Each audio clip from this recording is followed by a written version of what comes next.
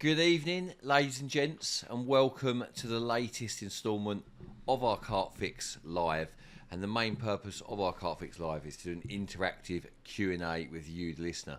Obviously, this is our first one of 2026, so thank you for joining us. And while you get the questions in, so anything carp fishing related, anything about the films, anything like seasonal, about winter carp fishing, literally any carp fishing topic, get a question in. And once I've finished waffling about what we've been up to, we'll get into those questions and start talking tactics and seasonal bits and pieces. Excuse my voice, I've just been on holiday to Lapland. It was freezing cold out there and I was in and out of the sauna, and I've had just a real husky sort of deep voice for a few days now. It's quite sore, but I don't actually feel like I've got a cold. I've just got a sore throat, so we'll get through it. But yeah, I've just got back from Lapland, as I say, but before that we had a real crazy session up at Berners Hall. Berners, when we've been there filming over the years, we've not been there loads at all, we've just been there less than a handful of times, but every time it's been really kind. However, on this particular session it was very kind. All of us, well, so me, Ash and Scott, we all went, and Tom Stokes came along as well. We didn't fish all in a line as such, but we were pretty close. I was next to Scott. I was in peg 1, Scott was in peg 2, and I think Stokesy was in 4 and Ash was in 5, so there was a little gap in between us. But the water level at Berners at the moment, or it was down, I don't know how many feet, but I'm going to say it was I'd say it was down like 6, 5, 6. Like it was well over a metre, no?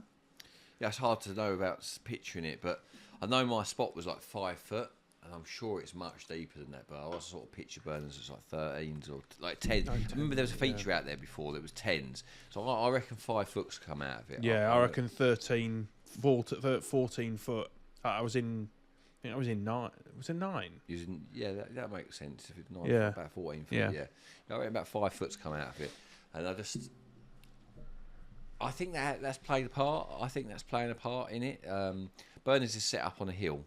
It means it's really exposed to the wind, and when you get that when you get mild weather like we had, it was as good a carp fishing conditions and situation that you could hope for.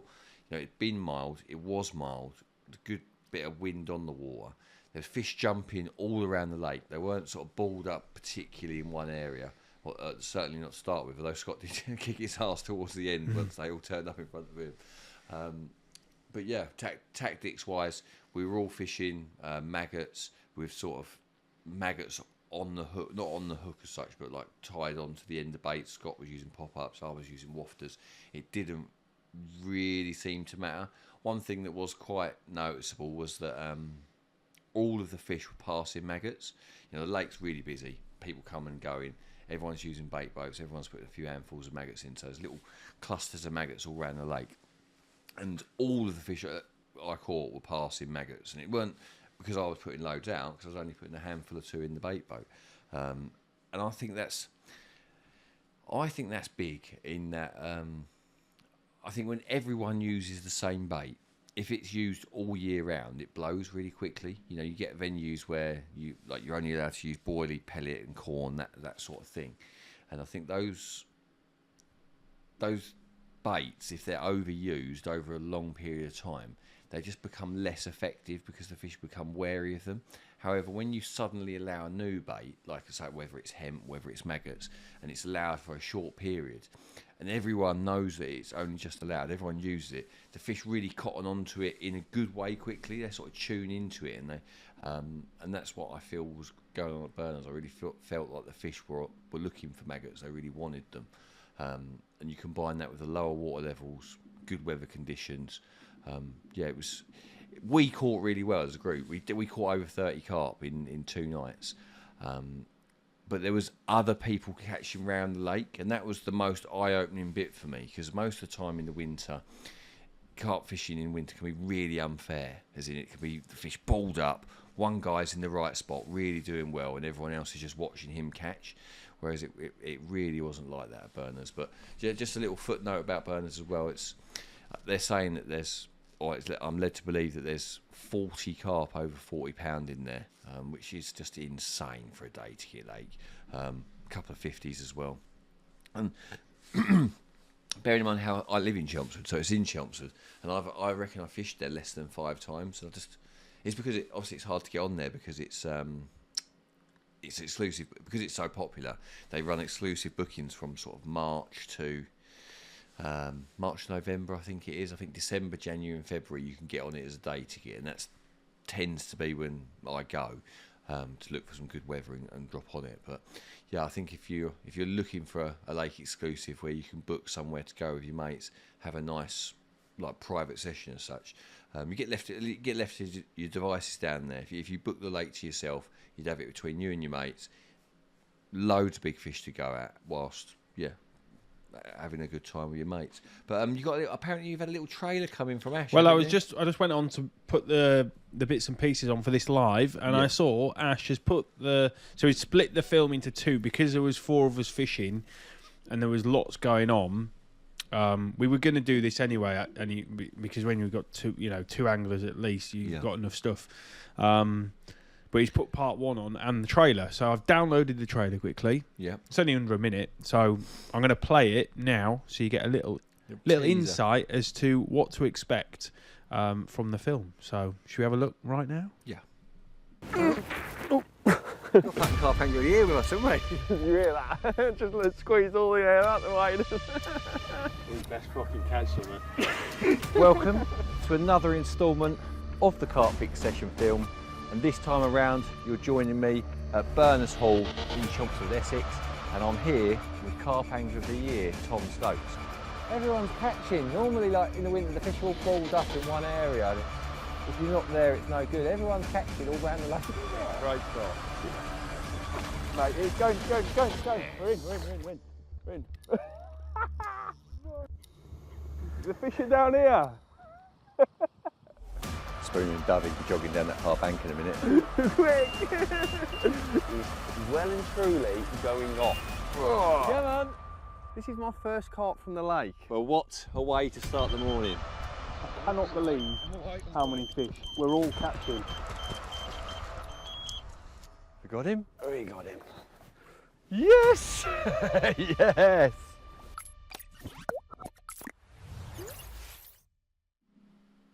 And we're back. So, as like you can see, we had a few fish, had a good time. Stokesy was there and whatnot. You boys had a load of takeaways. I was trying to be good, wasn't I? Yeah. Well, it was just when it was getting chilly on the bank, and it was rather than cook, it was the best thing we could have done actually, because we were so busy organising cooking some food. I mean, yes, you can cook in 5 minutes, but it's much easier. Just to pick up the phone and go, can we have some pizza? But Fish Bayswater, there was. Well, you've got McDonald's and everything. You had a kebab van at the end of the track, and it was a nightmare. At times you'd go there for a breakfast roll, and then at dinner time you'd have a kebab as well. So you doing the double boss hogs. We used to. That's it, boss hogs. Yeah, the double boss hogs. It weren't good for the waist time. Yeah, that's not good. Down with a few beers. But you got anything you want to have a little chat? Not about? really. Not a lot's been going on because it's. I mean, obviously the lakes, over the last few days have frozen over. So a lot of people, I imagine, unless you're fishing some of the bigger lakes, are probably, or you're crossing over and doing a bit of predator fishing. A lot of people are probably just waiting for it to thaw out. I think one thing I'd just touch on at this point is I always sort of look at before Christmas and after Christmas as obviously it's a new year, but I look at my fish. I always think that on the approach to Christmas, the fish tend to be going deeper on the deep lakes. But what I find is once you get past Christmas and into the new year, once it's been cold, you're then looking for the reset after that. It's like all that going deeper, that's done. That's done. It's the lake's got cold all the way through. And in my opinion, I feel that what you're looking for from now on is the milder weather. That's really, really important. You can catch carp, I've said this on a previous live, in any water temperature. It can be half frozen the lake and you can catch. I've caught casting over ice and then having to reel them with zigzagging line through on pasty lakes, like catching little carp. So you can catch carp in all weathers, but they do tend to sort of sit about when it's freezing cold and not really do much. They can go a bit torpid, a bit lazy, and then when the mild weather comes, they start to they just start to move around a little bit, and the more they move, the more catchable they are, because they're more likely to encounter what you're doing. But I would also say that a lot of the time you want to be looking shallow, because the shallower bits will warm up quicker. So as before Christmas, I think the fish go deep to chase out the warmer water. I think once you get past Christmas, into February especially, that I've caught loads of fish on zigs in February, I've caught loads of fish on zigs in March. So this little period, watch the weather, don't ignore the shallow water, don't ignore zigs, and it's generally not a good time for lots of bait after Christmas.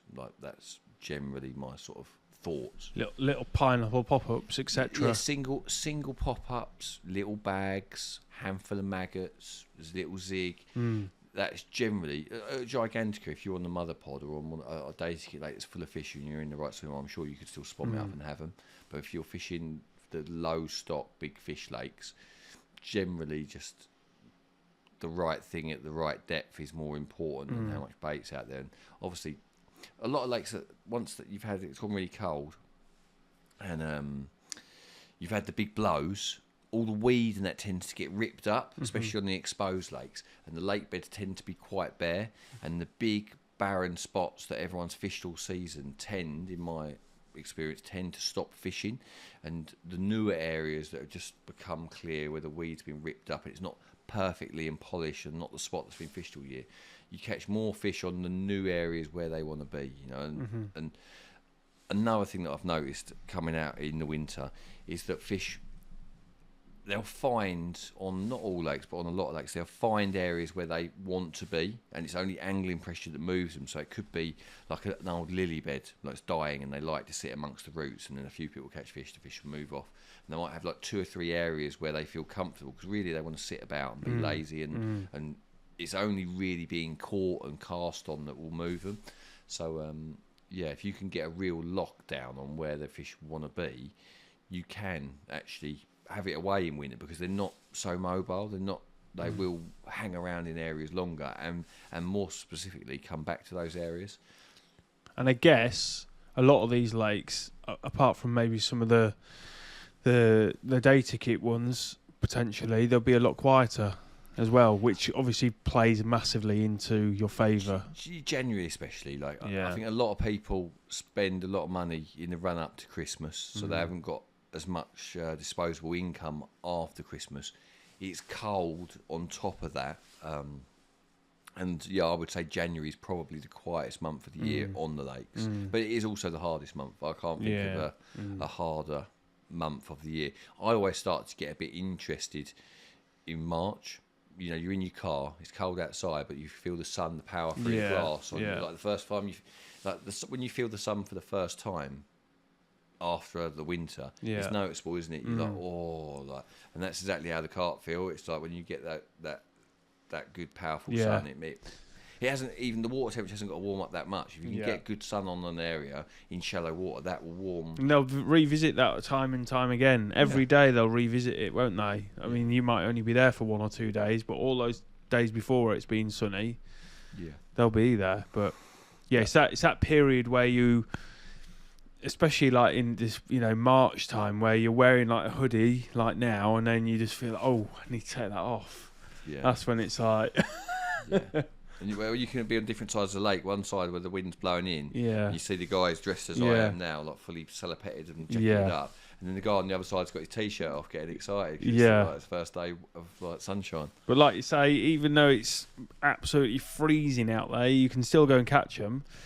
I'm pretty sure some people probably still are right now. I've caught casting over ice. So I've turned up to Central Park in Chelmsford Town Centre as a kid, and the middle of the lake was all frozen, had ice on it, but the hot spot on the far side was all free.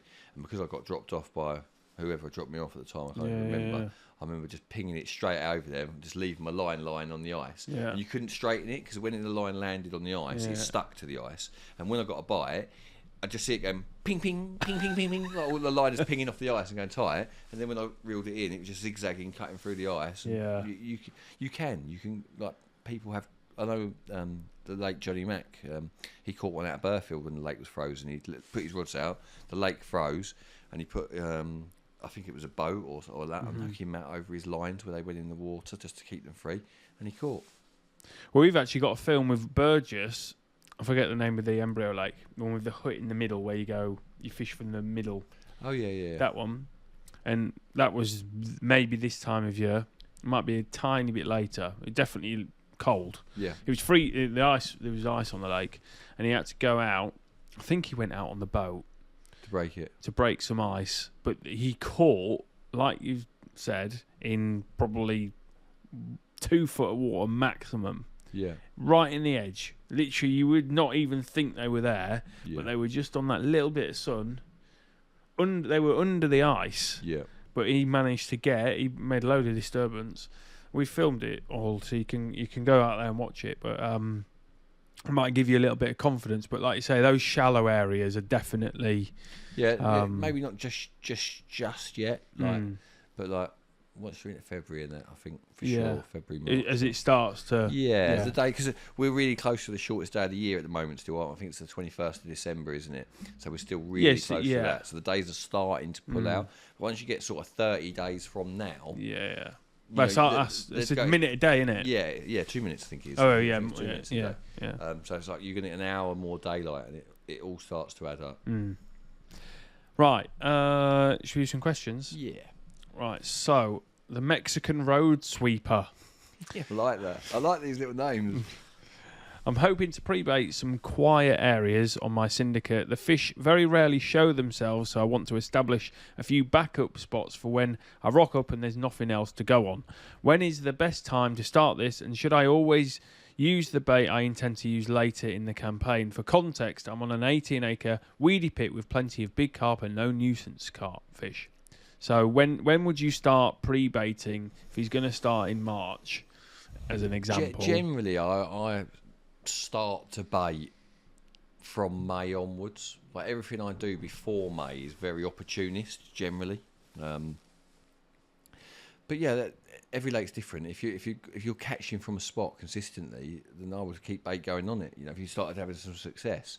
But my general approach is to fish opportunistically early, and as my sessions like link into one another and I get more and more sort of information and get a feeling. When I say information, I get a feeling for where the carp are going regularly. Once you've built a picture of what they're doing, where they're liking to be, you can start sprinkling bait into those particular areas where you're catching. But obviously if it's got any element of pressure, like people know that you're catching, it's a popular swim, etc., it's very, very difficult to bait popular swims because people will be fishing over your bait, and bait really only, like pre-baiting only really works if you don't fish it. And just so, like to try and get across to make you understand what I mean by that, when we used to have a close season back in the day, everyone used to pre-bait areas, and the fish you could be seen eating the free bait because no one was fishing. And then on June the 16th, you draw for swims, people will cast out, and maybe one or two fish will get caught quickly, but then they'll clam up. So as soon as the lines go in and the leads start landing, the fish know that they're being fished for. So really, for your pre-baiting to be effective, you don't want other people fishing over it. So baiting swims where people that aren't very popular, that's a good tactic. You know, having like, you might have a swim that you're catching really well in and really happy, but you know it's popular and the chances of getting in there are sort of 50-50. So it's always good baiting sort of quieter swims that they can be your fallback. You know, like, oh, I can't get quite where I want, but I've baited this swim a couple of times and I'm going to try and get in there. But if you are going to bait up earlier in the year, sort of like March, April, I would spread the bait out a little bit more. I wouldn't like have it condensed and tight.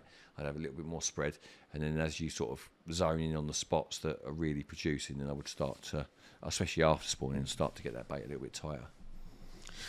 Cool. Hopefully that helps. Liam Banks, evening lads. Happy New Year. Happy New Year to you. Darrell, I'm using sinking braid mainline for the first time this year. Will you give me a few important do's and don'ts? First, important real not to do with sinking braid is to overfill the reel. To be fair, that's true of any braid. You know, if people, it's very easy to want to fill it up, to think it's going to help you cast further. But yeah, if you overfill braid, particularly sinking braid, it can be very messy off the spool when you make a few casts, and you end up with wind knots that, you know, if they're bad ones, they can be an absolute disaster. So that would be my first top tip. My second tip would be not to fish your clutches very tight. Certainly not. Everything with braid happens in a nanosecond. There's no margin for error.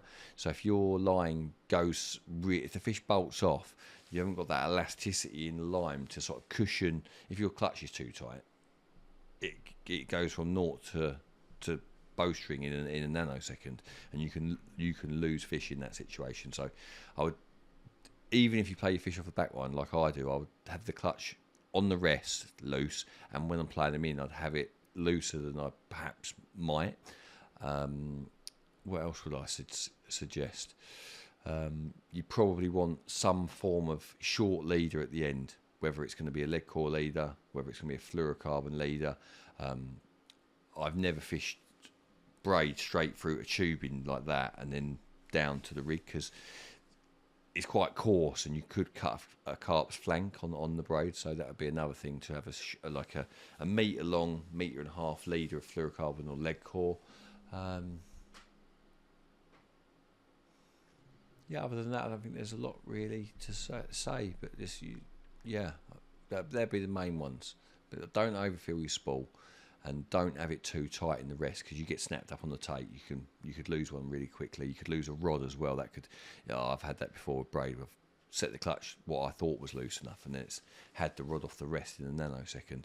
Again, another thing that can happen as well is the line can cut into the buzzer when you've got the clutch sort of like, say, semi-tight, and it does start to take. It can be like a saw, and it literally cut into the side of the plastic if you're fishing at an angle. So I would say another tip would be always point your rods at the direction you're fishing, and don't fish them at like 90 degrees, because that you can definitely end up with the line sawing into the buzzer. I was going to say that, because that's in the film we did with Rob Burgess at CarpFix. He used braided mainline there. I think Stokesy's used it. Is it one of the embryo lakes over in Belgium? You can use it there, can't you? I think. Yeah. So there'll be a few videos Clover where Lake. the guys are using it, which you might get a few tips off if you haven't watched those. But the CarpFix one we did, it was in summertime, I think. He was fishing quite long range with braid, boating the rigs out, but having a direct line. His rods were on single bank sticks, direct line to wherever he was fishing. But there'll be a few little tips in there as well, I would have thought. Yeah. Even at long range, it goes tight quick. Yeah. Because there's no stretch in it. Yeah. So sensitive. Yeah. Catch you off guard. Like you don't realise how, when you go from mono to braid, it's a bit shocking. Yeah. Do you know what I mean? Like you pick up your rod, and it's not sort of quite relaxing, like like this. It's like, whoa, what? Like, and it can. I remember I lost one at Wasing, trying to put my welly on in the night after I caught that big common, the first one. I suppose you used it there, Yeah. And I remember I was sliding into my wellies because I think I've got wet feet or whatever. I had a few beers and just went. Yeah. And I lost one. Did you use it? What was the lake where you caught the fang and all that? Yeah, It's Wasing. Yeah. I thought it was Wasing. Is that what I said? Wasing? Yeah, you said welly. Did you say welly? Maybe Wasing. Yeah. Yeah, that's what I knew what you meant. Yeah. Right, where are we? Beer, boobs and techno. He's back. Happy New Year, beer, boobs and techno. Evening, gents, and Happy New Year. On the recent film where Billy's Lake was being fished, you only applied hemp, crumb, and the smart liquid. And boilie. And what? And boilie. Yeah, and boilie, yeah. You're an advocate for using corn in winter. Why didn't you use it on this occasion, and what factors made you choose one food item over another? I probably didn't. You're going to say you did at the start, but I probably... Didn't use the shots. Potentially, maybe not. I don't know. Right. There should be shots in there with corn. I did use some corn in the first bucket of bait that went out Yeah. had some corn in it because I had 3 tins of corn in the car, and I made the bait up off camera. But when I redid it, or run out of bait, I redid the mix. I didn't put any corn in, did I? I think corn is a brilliant winter bait, an absolutely brilliant winter bait, but it has been hammered on there a bit. It's not new. I think the real thing about Norton is that you were allowed to use hemp in the winter. So as I mentioned at the beginning of this Q&A, I feel like when you allow a new bait, it really makes a difference. I think the most vital ingredient was the hemp, especially with bird life diving all over me. You're keeping some food items down there, sort of. Yeah. Sweetcorn didn't hurt, 'cause I caught on the get-go from that as well. But yeah, I just think that the hemp was the most important thing. Yeah. Right, another one about Braid. So George has said, hi Darrell, I'm currently using £40 Braid, so it's 0.48 mil with a 50 mil. 0.48 yeah, mil? 0.40 Braid. That's what he's put on here. Right, I'll continue. With a 0.50 fluorocarbon leader, but casting performance is poor. The lake rules require a leader of 0.50 or thicker.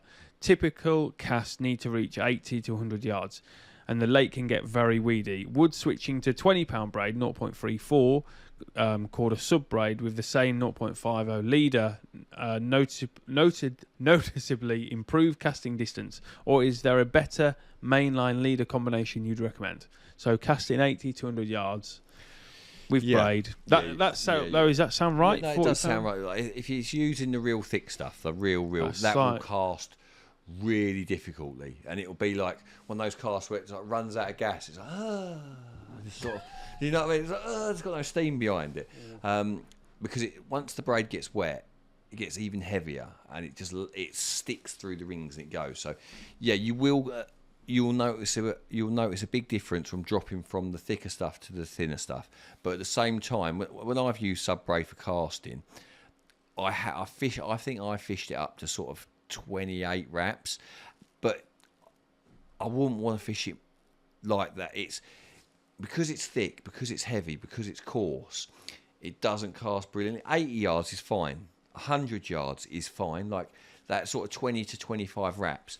But once you start going over 25 wraps, it gets real difficult real quick. And what happens because it's getting real difficult real quick, you're having to hit it that much harder, and when you're having to hit it that much harder, that's when stuff goes wrong. You should be fine using the quarter sub braid in £15. Trust me, it's the 0.30. It's really, really strong. That when I go to Orient, I only use the £15. I don't think there's any need for the 20 because the 15 is so strong. So I would opt for that because that will help you casting. And I would definitely have that same 0.50 leader to protect the fish's flanks. And you should be fine 20 to 25 wraps. But if you're going to go further than that, you'll want a smoother, more silky sort of type braid. Fox do one called Submerge. It's paler in colour. It doesn't sink as fast, but on the flip side, it's super smooth. They do it in 40. They do it in 35 and 45. But it's much smoother than the quarter stuff. It casts much further. Like you can cast it miles, but it's only just sinks. So yeah, it depends if you want a real fast sinking braid, then that quarter sub braid is definitely the one. And it's super robust. If you want to cast a bit further, then the Fox one is better. Beautiful. Peter Kingsbury has said, I really want to have a good go at zig fishing. Have you ever had any success in big winds or rain? I'm guessing he's got fear about undertow concerns, which is or casting, that is something, maybe. Yeah. I think if you're fishing a big lake and it's got a good chop on it, then there's a good chance your zig isn't fishing as good as you hoped, because debris will build up on the zig, and the debris gives the water, the current, friction to give it something to catch onto and pull it down. So yeah, I think you're right to have concerns about rain wouldn't bother me. Rain. We fished the Bayswater, didn't we, years ago? I can't remember.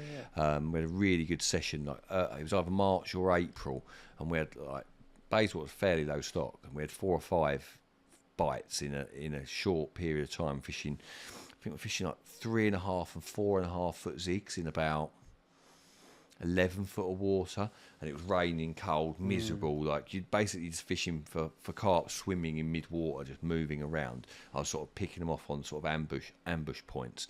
But yeah, I wouldn't worry about rain, but yeah, I'd have hesitations about big, strong winds if there was a lot of undertow. I'd definitely it'd be in my mind, is that sitting right? Yeah, cool. Yeah. Timothy Robinson, Happy New Year, guys. Happy New Year to you. We've got Marco Niehaus, apologies. It's starting a week at Gigantica this Saturday. Temperatures are really low. I think it'd be snowing there, isn't it? I saw a picture of the Alcatraz swim deep in snow, yeah. Yeah. Temperature really low currently, but he's there, is he? He's going this Saturday. Okay. Currently low, but seem to be climbing to slightly above 0 during the night and up to 10 during the days. Advice? ? You just got to listen to the bailiffs at this time of year. They've been there, living there on the lake. A guy I know who was there recently caught a couple of real nice ones out the Big Southerly swim. Usually in the winter, my advice would be that Coes and Alcatraz are the 2 best swims. Generally in the winter, historically and generally, they're the best swims in the winter. Coes and Alcatraz. Pole position has thrown fish out in the winter in the last few years, but Big South has done a few recently, so they're the swims that I'd be interested in. And tactics wise, I think some sort of fleck of colour on your hook bait. They see a lot of sweet corn in there, see a lot of maize, so a plastic corn tipper has been consistently really good on there. Double plastic maize has been a really good hook bait on there in recent years, and hemp has been really, really good on there. I would probably there's a film of me fishing at Gigantica December, not last year, the year before. So I went there with Ash, and we absolutely smashed it in Alcatraz with fishing long range, and caught 35 fish in a week. But the weather was really good, really, really good. Stokesy was next door in Pole, he caught a load. Carl Smith was out on Coast Point, he caught a load. But if you go there and it's cold, it's not going to be like that. You'll be lucky to catch. You'll be hoping for 1 or 2 bites. Generally, although I say that as a general rule, it'll be tougher if the weather isn't good. But that said, on the same note, Stokesy had a session one year, he told me, come last out the draw, got to double up with his mate on Coes. It was so cold that his spod mix was freezing up in between, trying to put it out there. He said his braid, he was casting out, and his braid was freezing through the rings in the air because it was minus 13 or something. Yeah. And he absolutely smashed it off a Coes. He caught 70 pounder and a load of fish. I always think in the winter, as I mentioned again at the beginning of this Q&A, if you're in exactly the right place, as Stokesy was obviously on that session, he was obviously exactly where he needed to be. You can catch them and if there's 900 carp all balled up and you're right in the centre of them, they're eating that bait. They are eating it. But when you get milder weather, they roam about a bit, and that makes more chances for other people. Well, good luck. Yeah, good luck. Demoulin, who we've had on before, he's asked a question in French. I've translated it. It is about Chanticoq. Lacture Orient. Yeah. What are your boilies of choice? About Chanticoq? Yeah. No, about Lacture Orient. So what are your boilie of choice for Orient? So he's going to fish Lacture d'Or. What mainline boilies did you use at Lacture Orient? Okay, most of the time when I've used boilies at Orient, I've either used cell, which I've pre-made. I've got cell, frozen cell, and then I've air dried that before I've left. That's done me really well when I've used boilies, and I've also used the shelf life banoffee boilies there quite a few times and caught really well on them. But because of the catfish, I always these days, I always start with giant tiger nuts. I buy the double XL size. They're quite expensive, but I buy them and I start with tiger nuts on all my rods because I catch less tench and less catfish when I use tiger nuts. And then if I start to catch carp, then I'll try a boilie. I'll try like a handful of boilies with a handful of tiger nuts, because I do think that you catch the bigger carp on boilies. I think the little carp will get really excited by the tiger nuts. But until I know I'm in the right spot, I generally just start with the tigers, and I generally use the boilies when I'm trying to be selective for a bigger one once I've located the fish. Cool. If you want to listen back to that with captions in French, go to YouTube after, because our captions and ours are only in English after. Yeah. We put it on YouTube as well after, so you can watch it on there with French captions. Yeah. And then you can understand everything that Darrell has just said, if you don't quite understand. Tiger nuts. Because he has Sell, asked before. and banoffee. No problem. No problem. Big carp. Yeah. Grand poisson. Yeah. Right, we've got one from Isaac. Was debating on using lead core leaders, but wondering if making my own leaders out of a thick fluoro instead would be better option for invisibility factor. Yeah, fluorocarbon is less visible, and if you've got gin clear water, then I think that is an edge in itself.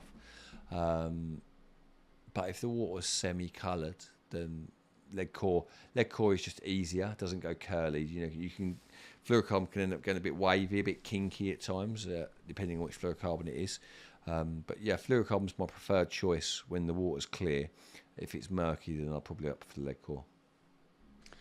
Beer Boobs and Techno's got a good one for the frozen lakes. If anyone is out fishing now, any tips for when the lake starts to freeze over during the night? Went out the other night and the lines were frozen solid in the margins. You need to put something where you want your rod tips in the water, but then lay something over the top into the water so it stops. Like if you get a bite, then you say you had an old unhooking mat or something like that, or a sling that you put over your rod tips in the edge, and then when you got a bite, you pull out the sling or the unhooking mat so that you've got that little bit of water to reel them into. Because if your rods are stuck, you end up snapping them. Yeah, you know. The other option is you can pack up and go home. You know. Someone has said about doing the unhooking mat or a sling. Yeah. That's because with a sling you can obviously, like with the handle, you could just put a storm pole through one bit just to make sure it stays there and just whack it out. And I mean, there's no rush, is there, to pick your rod up? Like if there's a fish on, you've got a fish on. So. And the best thing about once your rods are in like that, the birds can't touch it. Yeah. You know, like baiting up before a big freeze can be good. If you know it's going to be real cold. Yeah. Your bait's locked in, and the birds can't. No one can fish on your bait, and no one can. And the birds can't get to it. So I think if you knew a big freeze was coming, a little bit of a pre-bait before, like a good pre-bait, and then go down when it thaws. I think that's a win. That's little birds will be jabbing at the eyes. Anyway, right, Jack. Rod tips up or down. Which scenario dictates different rod positions? Can this massively affect line lay? So what do you prefer? Rod tips up and down, or is there a certain scenario? Generally, I have my rod tips down, and the main reason for that is I like to have my tips in the water below the surface. And the reason for that is because when you've got that contact point from your rod, when you've got line coming from outside of the water, above the water, down to the water surface, weed and debris can collect on that point. Whereas if your rod is the point that's in the water, the debris collects around the rod, and it's not putting tension on the line that could dislodge your lead.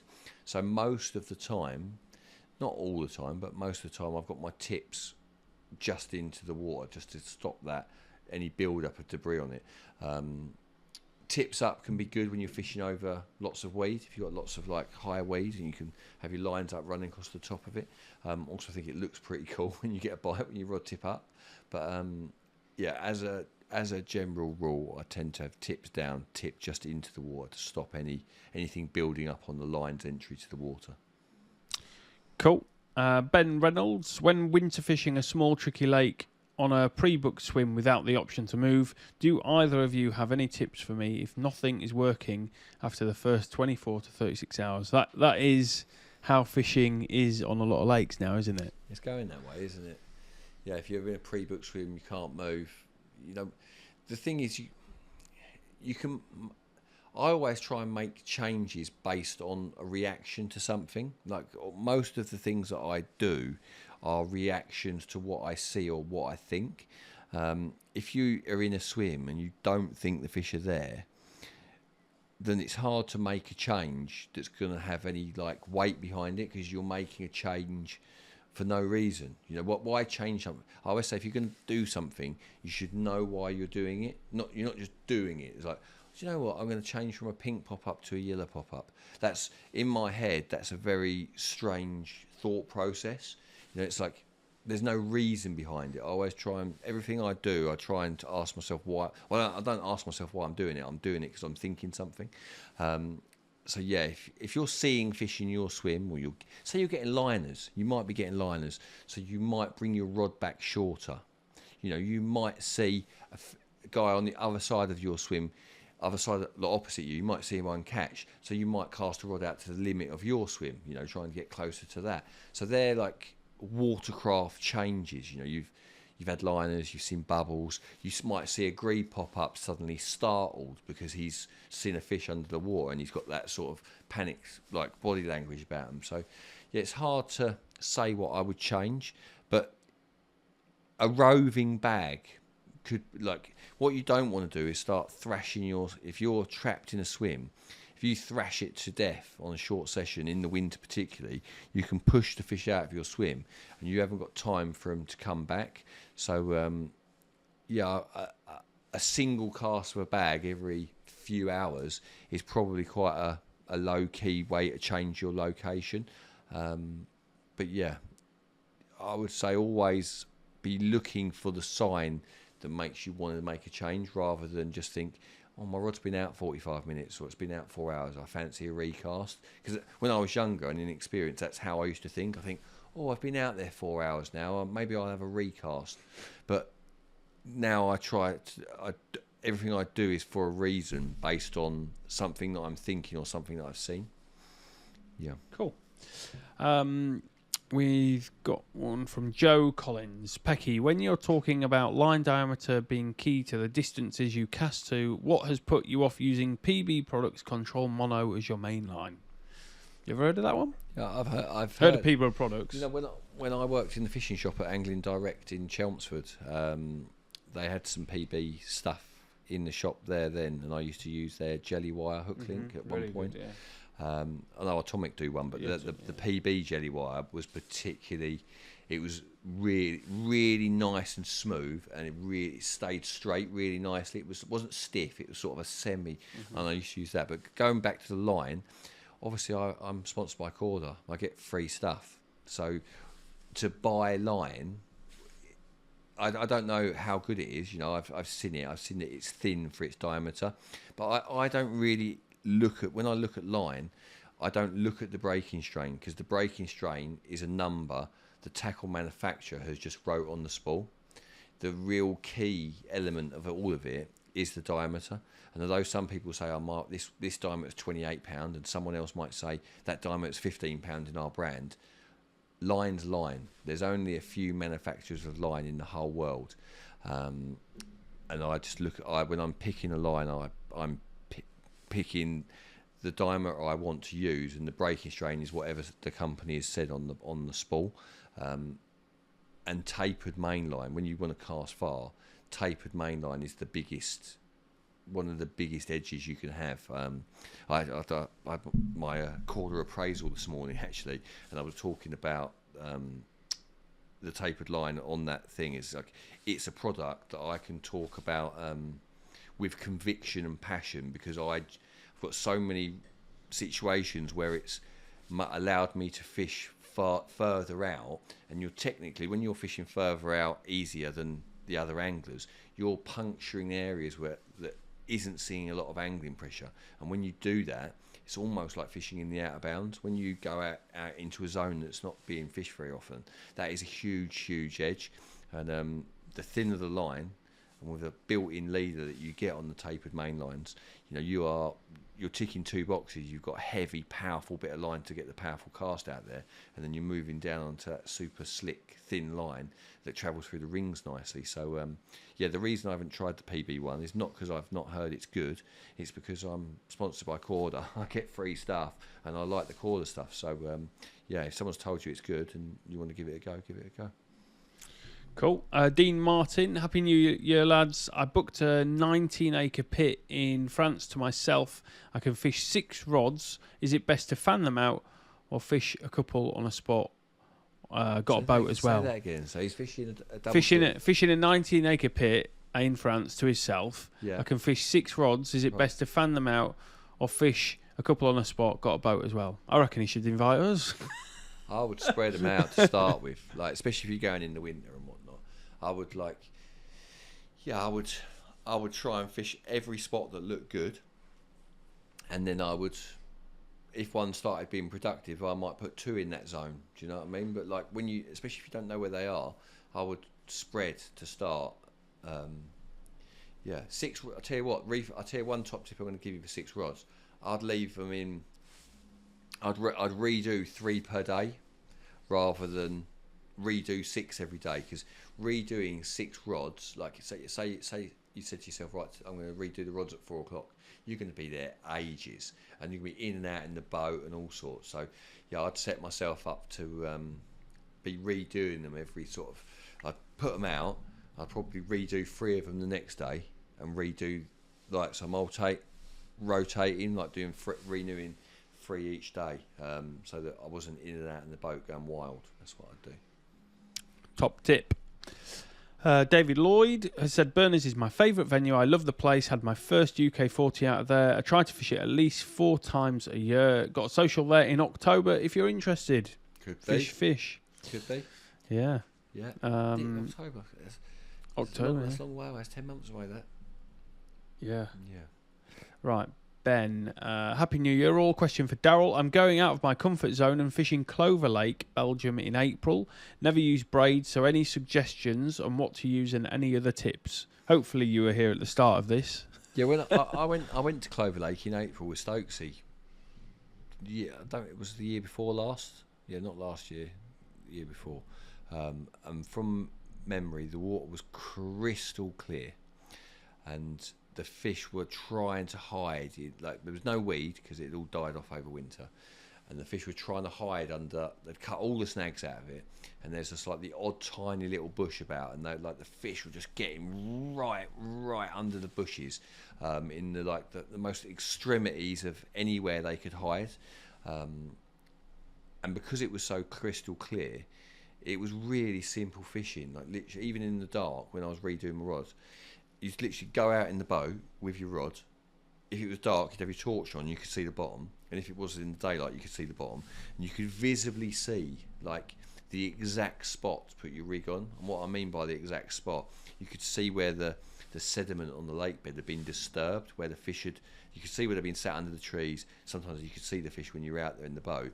And you could just lower your rig down onto the cleanest, most perfect bit, exactly where they were, for a handful of bait round it.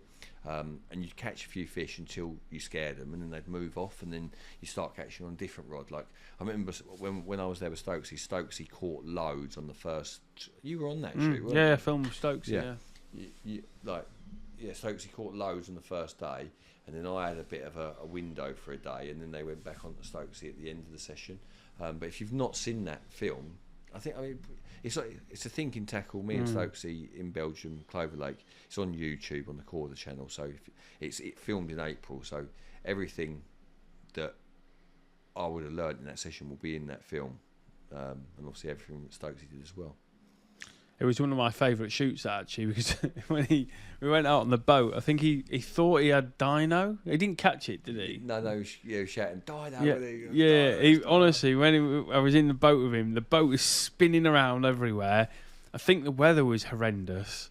I definitely wasn't one of them, but it was like his legs were shaking. It was hilarious. Yeah, it was good good shoot, that one. Enjoyed that one. Right, where are we? Gerard Rice. Evening, guys. How are you getting on with the Shimano's, Pecky? I went to Gigantica and I fished with the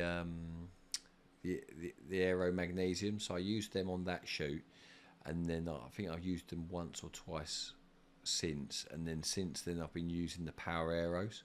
Now, I think I prefer the Power Aeros. I've not used them that much, them either. I've only used them a few times. I need to use something for a long time. For me, it's been quite a weird transition in that, like, I've used Baziers for so long, and then I used those Daiwa spod reels, and then I've gone to a new reel, and it feels different in your hand. But the thing that I've noticed immediately, they feel more durable. They just feel a bit tighter. They're the ones that Rob uses, the Power Arrows. They've got quite a tapered back on them. I think he's got Techniums. Maybe. I like Stokes. He's got Techniums, but really old Technium. Right, yeah.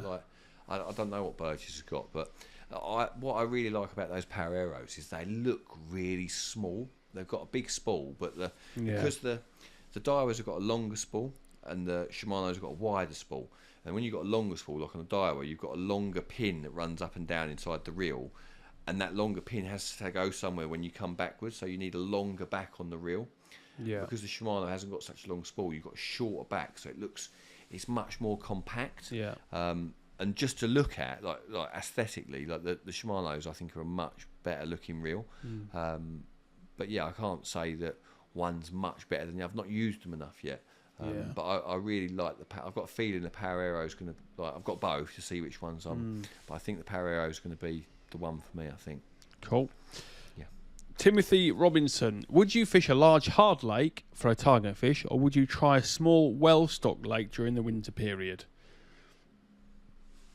I do a bit of everything, particularly for the filming and that, but I always think to catch a really big fish on a low stock lake is actually quite easy. And what I mean by that, the fishing's not easy. The fishing will be difficult because it's low stock, but when you've only got, say, 10 or 15 carp in the lake, you only got to get a handful of bites generally, like a handful of bites on those lakes if you're in the right spot where the fish are, and the odds of the big one being amongst those bites is so high. Then I get really excited and motivated by that fishing because I know how important every bite is. But when you're fishing a lake that's loaded with fish, you could, if it's 200 to 1 to catch the one you want, the odds are slim, real slim. But generally in the winter, I target venues where I think I've got a good chance, because it's quite boring if you're not catching anything in the winter when it's long nights and stuff. I would generally suggest, if you lower stock big fish lakes, I'd fish them on perfect conditions, or I'd wait for the best times of year. But if you're talking about a general bit of winter fishing, then I'd pick your venues based on them having a few fish and having a bit of winter form. Cool. Going back to Liam Banks on the braid, if you can remember, he said, Darrell, I've got a 0.30 Fox Naturals braided mainline sinking. Would a 0.30. Yeah. Would a 2 rod length IQ2 0.40 fluorocarbon shot leader be okay? I wouldn't want to use a fluorocarbon leader that went into the rod rings. So why I say that, obviously I'd like to have a fluorocarbon leader on, but I wouldn't want the connection between the braid and the fluorocarbon to be in the rod, because casting a fluorocarbon knot through your rings, that is a recipe for some drama. That's not gonna. If you're just flicking it about, that's fine. But if you're putting a bit of oomph into it, stuff's going to go wrong, because whatever knot you use, it isn't going to be neat. You're going to have a big, bulky, heavy knot. So my advice would be, when I was fishing at Burfield last year, I was fishing with a thin, smooth braid, fishing with an armour cord leader that went into the rod rings like you would on your spod rod, and then on the end I'd have a short fluorocarbon, like a 4-foot fluorocarbon leader, so that the knot always stayed just outside the tip ring, because you don't want that fluorocarbon knot travelling through your rings, because that's going to go it's going to end badly then. Thomas Pearce, if you were fishing Gigantica in 3 weeks, what would your approach be? Any big do's and don'ts? I know we've covered it slightly already, but anything extra? My baiting would depend on the weather. If the weather was really good, like super mild, and when I say super mild, I mean 12, 13 degrees. If it was like that, I'd be inclined to put 20 spombs bait out. If it was cold and freezing, I'd be more inclined to fish bags, maybe even a single hook bait if the water was clear. Bags would be a good option. Single hook baits would be a good option. And again, coes and Alcatraz would be the most likely areas. But I would also be drawn to big southerly and pole position. Cool. Dan Grant has asked, the birds have got horrendous at my shallow lake, hundreds of coots, relentless, constant pickups, makes it difficult to enjoy. Yes. They ignore red torches. Yes. Would you ever give up on a venue due to this? Yeah. I would say that if it's as bad as you're saying, and I fished a lot of lakes where it's just so annoying, you just literally can't keep your rods in. I would try a hemp only approach with bait. You can fish it like whatever hook bait you wanted, something quite dull, but I would go down the route of baiting only with hemp, because it's virtually impossible for coots and that to get that. Another top tip would be to bait into dark, like literally wait for it to get dark before you put any bait out, because I remember at Farlow's just putting maggots out with a bait boat once, and just instantly there was just loads. You just dumped all your maggots out there, and the coots are just going mental on it. So, yeah, I would. If they're really bad, really really bad, I'd bait with straight hemp, and I'd do it in the dark. That would be my advice. Cool. George has asked if you can find anywhere that's got Shimano Aerilex spare spools. It looks like Johnson Ross have got them, and there are on eBay as well. So yeah, there you go. I think I might have found some for you, but Johnson Ross and eBay. Yeah. It looks like there are some out there. So don't know if they're an old reel or not. Are they depends Aerilexes? which model. Right. They've got all different ones. I had Airlexes when I was 15, but there's Airlexes now. Well, maybe that's what he needs. Wouldn't like the old ones. I don't know. No, I don't know. Who knows? I'm guessing they're probably the newer ones. Yeah. Right. Ben Osborne, would you change from sinking braid that you've used all year to fluorocarbon, or keep the same if it's working? What would make me like if I was using sinking braid and the water suddenly went clear, then I may change to fluorocarbon. And I did so in that Corda film when I was fishing for that Lord of the Manor. At the start of the session, the water was quite coloured, and I was fishing with 15-pound sub-braid. And then later in the session, the water cleared up as the water got colder, and I transferred onto fluorocarbon. But that would be the only... Fluorocarbon sinks even better than sinking braid. Fluorocarbon is heavier than sinking braid. And I would change if I thought the braid was standing out and was visible. I might make a change to fluorocarbon. I love fishing fluorocarbon, especially if I'm not fishing far out. If I'm fishing sort of up to 20, you can fish it further, but like when I'm fishing up to 20 wraps, I really, really like fishing fluorocarbon. I just love the way you sink your line to go straight down. You can tell, when you fish mono, your bobbin's just continually creeping up, where your line's drifting about in the undertow. When you fish with slack lines or like droopy lines with fluorocarbon, it just doesn't budge. It just goes down to the bottom and it's done. So, fluorocarbon's one of my favourite ways to fish, and if the water's clear, even better. Cool. Dalton Shepherd has asked, all right, Darrell, was wondering, are we going to see any more big carp stories? These are the most inspirational videos I've watched, and personally would love to see another episode. I've not got many left, if I'm honest. I want to do one on the North Met at some point, because I could tell I was young at the time. I was in my very early 20s, and it was brilliant, the fishing there at the time. The lake only had like 1 or 2 40s in it at the time, and it was relatively low stock, about 100 fish in 60 acres, and it's the most I don't know what the word, just the most diverse gravel pit that I've ever fished, even to this point. A crazy lake full of massive bars, and to like learn your craft as such. I'd obviously fished a little bit at that point, but like to learn my stuff there when I was working in the print, fishing there, not full time, but I was fishing 3 or 4 nights a week, taking sickies off work to fish there. I had some crazy fishing there, but I want to I'd like to go there with yourself or Ash before, and I'd like to stand in the swims and like get shots of what I'm talking about, because I think it would, because I haven't got any stills of the swims really, and I think to do it justice, I think just going over there with a drone for a day and having some shots, I think that would make the story better. Is that a club or something, is it? Or It's just a country park. open to the public? Yeah. So we could literally just bowl up there with a camra, walk round on the winter's day, just go in the swim, get some drone shots of the areas, and then we'd sit down and make the story in here, and then it would be good. But I wouldn't be able. I couldn't tell the story. I couldn't do it justice without the shots. Yeah, it needs shots. It needs some shots, because it's not like now. I've got lots of iPhone stuff for the big carp stories, haven't I? Yeah. Whereas this was 2003, 2004. Yeah. But yeah, it's probably the only one I haven't told that I can think of off the top of my head. Yeah. Zigga Zigman, if you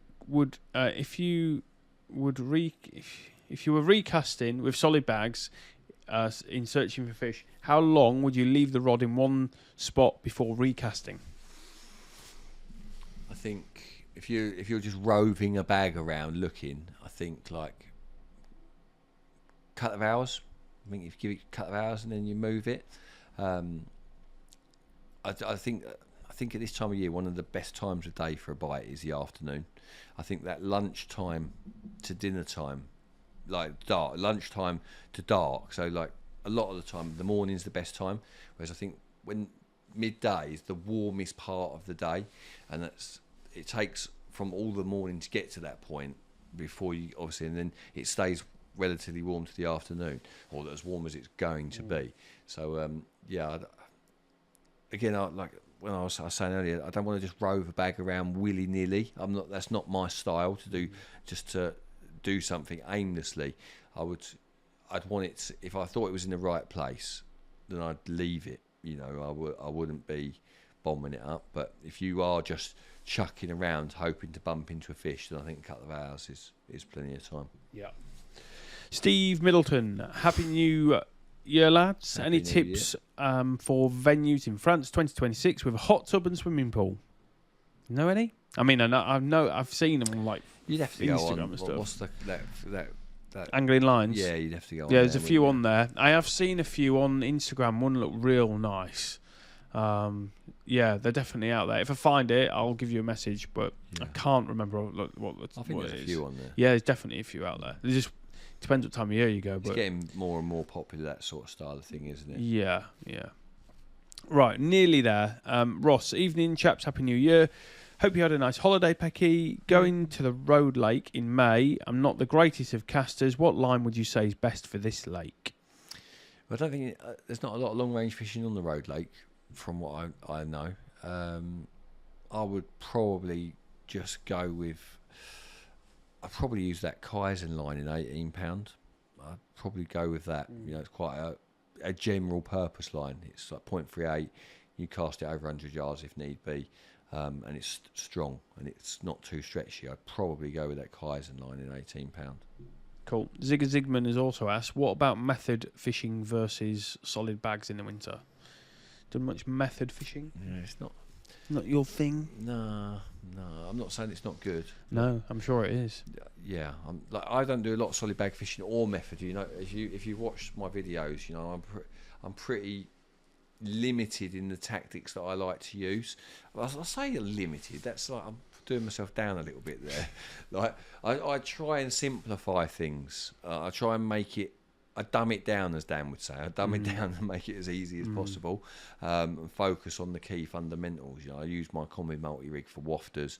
I use my stiff hinge rig for pop-ups.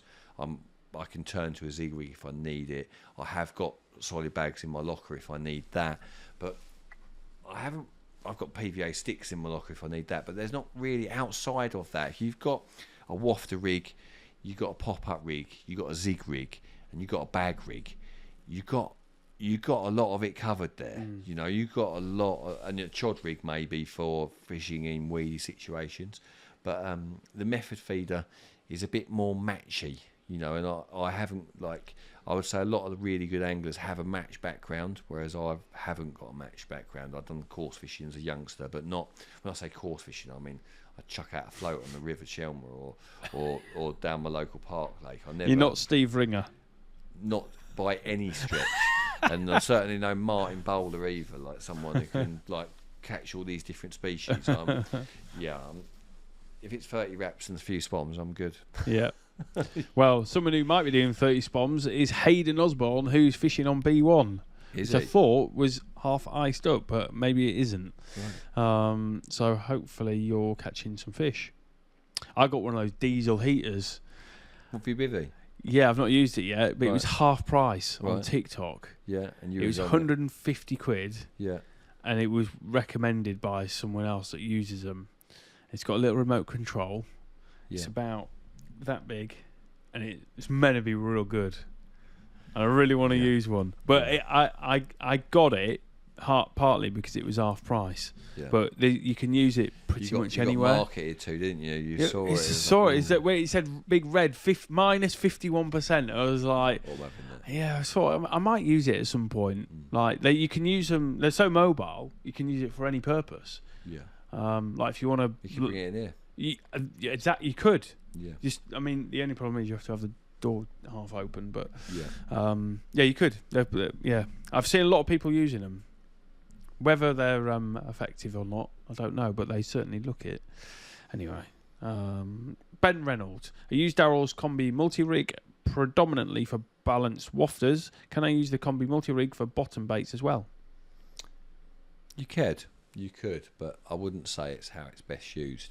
I think there's potential for the boilie to land on the bottom before the hook, so that the hook ends up sitting on top of the boilie. You definitely can, and you'll definitely catch doing so, but I just don't think it's the way to get the best out of the rig. Last one. It's not really, it could be a question, but I think it's just a nice way to finish. Gerard Rice has said, do you think the carp know a lake is frozen over, or do you think they go for a cheeky bosh, hit the ice and think, what the hell happened there? Do you imagine a fish breaking the ice? Right. Bosh. I think that for 1,000,000% it's happened. A fish has gone to jump out and bumped itself on the ice. I think that's happened. Yeah. I also think that fish are acutely aware on pressured venues that they're being fished for, to a level that I just don't think the anglers comprehend. Like, literally, angling pressure is like one of the biggest factors in how I think about what I'm doing. I'm just like, I imagine being a carp and being chased and what they're thinking to avoid that. If you think, what would a carp do? How could a carp best avoid what I'm doing? And I actually believe that's how they're thinking. Because they've been on the bank, it was a traumatic experience for them. They don't enjoy it, so they're trying to stay out of your way. So when there's a lid on the lake, and there's no lines in the lake, and there's no leads landing in the lake, I think they know they're safe. And I think there's definitely something in that. I'm not saying it's the best time, because it's obviously freezing cold, but I think they feel safe when there's a lid on the lake. Yeah. It's like having a hat on your head. The door's locked. No one's coming in. Yeah, they think. Yeah, no one's coming in. That is the last one. So we will be back in February. Back in February. When it will be an hour of daylight, potentially extra. Depends when in February we're back. And it'll be very close to March. What have we got in the locker then? So we've got this burners film. That is it at the minute. For 2 weeks. I'm thinking, because we get a good amount of people on here, what we were toying with anyway, with Stokesy, I think whether we go and see Stokesy, but we need somewhere in a controlled environment, we get a Stokesy in. I think there's a lot of you can get from doing something like this with someone else. There's quite a lot of value in getting all of that information. Yeah. Like, quite concise. People can ask questions. Let us know what you think. I think it would be good to do. And then maybe when the fishing gets going again, we just put out an extra video or something. Yeah. Don't know. We'll see. There's no diesel heater is a winter fishing game changer for me. 44 now, so I need my comfort. So you go. I'm 44 in a few days. You need a diesel heater. 51% off. What I do when it gets cold is I get in a sleeping bag and I thumb my phone until I can't see anymore, and then I go to sleep. Yeah. Do you know who made me get one? Rob Burgess. Paul at Grenville. He's like, one of these guys had a diesel heater, mate. You want to get one of them? Yeah. I can imagine it's nice. Yeah. Especially like in a swim like at Grenville, where it's all lovely, like astroturf. Yeah. You get bolted down, put your heater on, like your car's just there, so it's not a big deal, is it? Like, I could imagine, but yeah, I feel a bit weird sitting in pants in bivvy when it's freezing outside. Yeah. Steve Milton says get all 3 in. Peter Kingsbury said really good idea. I think it'd be good, especially do it with Stokesy initially, because we said we were going to do it with him. Yeah. And then we'll see what Rob's up to. But I think if we got Stokesy, if we could get him here, or we go, but we need it in like a controlled environment. Yeah, we could do it at his house, but I don't know if he's got like a. I don't know what the lighters stuff is like. It'd be easier just to get him to come here, but Anyway, we've got 2 good films coming out at Berners Hall this Friday and next Friday. Yeah. And what's coming next, we don't know yet. But we will have something. Yeah. Yeah. Right, over and out. Right, thanks for joining us, and we'll see you next month. Thank you.